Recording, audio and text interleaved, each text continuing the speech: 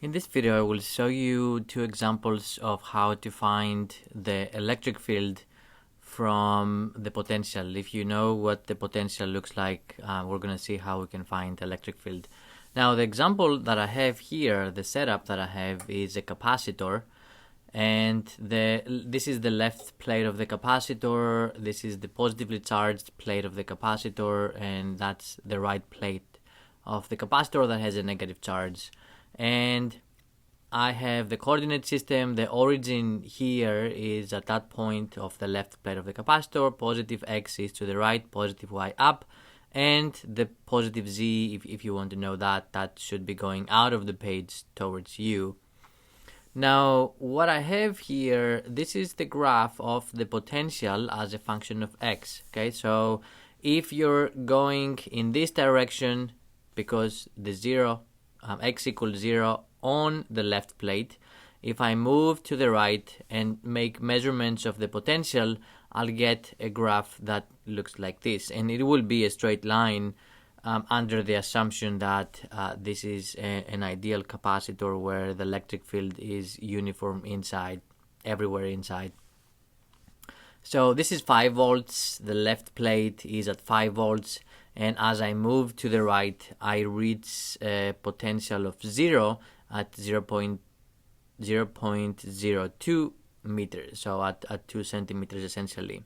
And this is the graph of the potential as a function of y. So if I start from here and go in the positive y direction, I'll get a potential difference that is always the same. And actually, since I need to change something, this will not be at 0. But since I'm using the example where I'm using the x equals 0, I will set that needs to be at 5 volts constant. So I'm gonna go with the graph where x equals 0. And if we want, we can also say that we have this graph for y equals 0. It doesn't really make a huge difference for that. All right, now what I know from theory is that the electric field in the x direction, so Ex will be minus the slope of the Vx graph.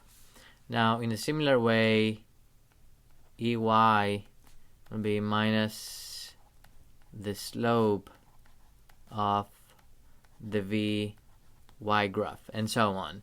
Now, another way of saying that will be that Ex is minus delta V over delta X, and here an equation would be Ey is minus delta V, the change in the potential, over the change in the y. If you have the potential versus x graph, then minus delta V over delta x is just minus the slope. And the same thing is true for the y. So how do I get that? Now I'm gonna start with this.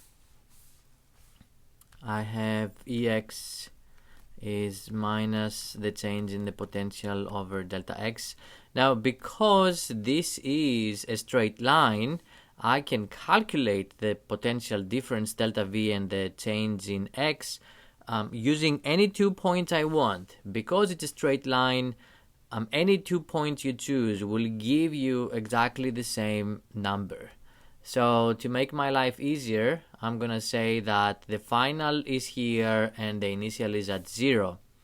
So I have V final minus V initial, X final minus X initial, and this is minus. My V final is 0, my V initial is 5, X final is 0.02, and the X initial is 0. And this will be 250 newtons per coulomb.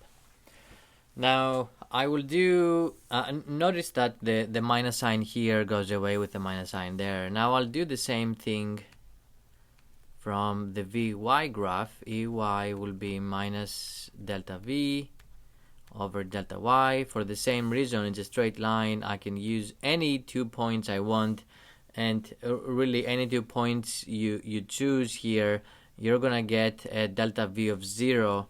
So I can write directly this is going to be 0. And the same thing will be true if we do the Ez. That will also give us 0. Combining the 3 equations, I get an electric field that looks like this. That's the vector now, 250, 0, 0 newtons per coulomb. And what this is telling me is that the electric field here inside this capacitor points to the right. So I'm drawing a few electric field vectors. Those should have the same length, roughly the same length. These are some electric field arrows. And how do I know that they point to the right? That's because they have a positive x component and the y and the z components are 0. So the electric field here points straight to the right. Now, does this make sense? Yes, it does. I know that the electric field always points away from positive charges, and these arrows do point away from the positive charges, and electric field points towards negative charges, and in this case what I found, these electric field arrows do point towards the negative charges. So this is that was an example of how you can use the V versus position graphs to obtain the electric field. Now I do also want to talk about how equipotential lines here come into play, and I'll show you. Let's use this color. So here I can see that the potential for x equals 0 stays at 5 as a function of y. So that means that anywhere along this line, the equipotential is 5 volts. So this is my 5 volt equipotential. And where will I get the 0 volts equipotential? That's gonna be when the potential goes to 0, and that's at 0.02 meters. That's right here. So this is gonna be my 0 volt equipotential. So that's an equipotential. Here is the one at 0, and here is the one at 5 volts. Where will I get the 2.5 volt equipotential? Because the potential decreases in a linear fashion inside the capacitor between the two plates, I'm gonna get the 2.5 exactly in the middle. So the 2.5 volts equipotential is going to be right there. And that's my other equipotential. Now, if you move from the 5 volt equipotential to any point on this line, you're gonna get a potential difference of minus 2.5 volts. As you move to the right, the potential decreases, and that's shown here on the graph, but you can also see the same information using the equipotential line. And also you can see if you go from this point to that point, your potential difference is going to be 0. The potential will not change because you will always be moving on the 0 volt equipotential.